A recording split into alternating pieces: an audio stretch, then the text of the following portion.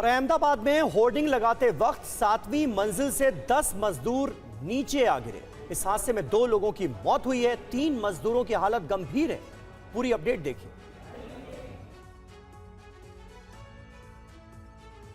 ये तस्वीरें विचलित करने वाली हैं। होर्डिंग लगाते वक्त 10 मजदूर 7वीं मंजिल से नीचे आ गिरे। इस हादसे में 2 मजदूरों की दर्दनाक मौत हुई है तो कई लोग गंभीर तौर पर घायल हुए हैं। वीडियो अहमदाबाद के साउथ बोपल इलाके का है। इस हादसे ने बिल्डिंग सुरक्षा और होर्डिंग लगाने की प्रक्रिया पर गंभीर सवाल खड़े कर दिए।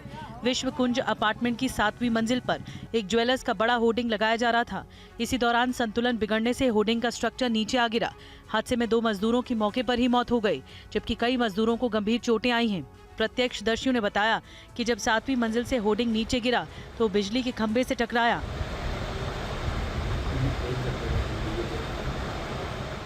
इससे जोरदार धमाका हुआ और तार टूटकर नीचे आ गिरे। नीचे खड़ी एक कार पर भी मलबा गिरा, जिससे पूरे इलाके में अफरा तफरी मच गई। अब हादसे की सीसीटीवी फुटेज भी सामने आया है। इस वीडियो में साफ दिख रहा है कि एक मजदूर होर्डिंग के स्ट्रक्चर के साथ सीधा नीचे गिरता है। इसके बाद अन्य लोग भी वहां पहुंचते हैं और अफरा तफरी मच जाती है।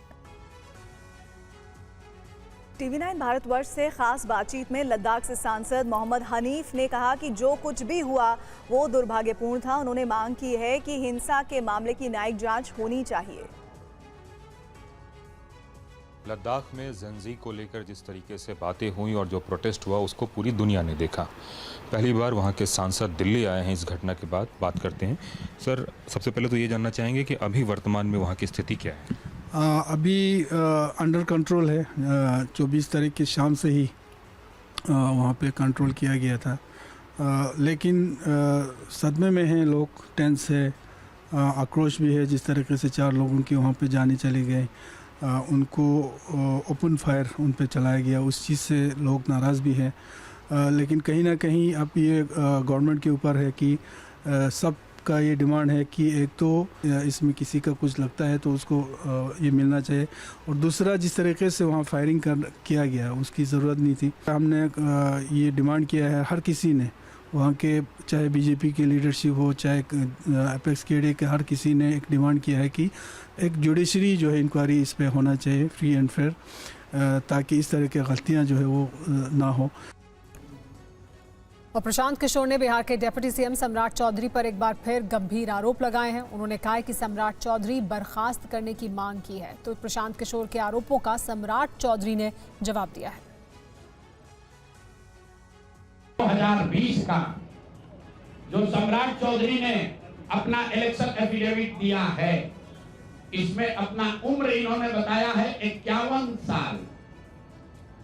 ये सम्राट चौधरी का इलेक्शन एफिडेविट है। 1995 में इनका उम्र था 25 साल, 26 साल।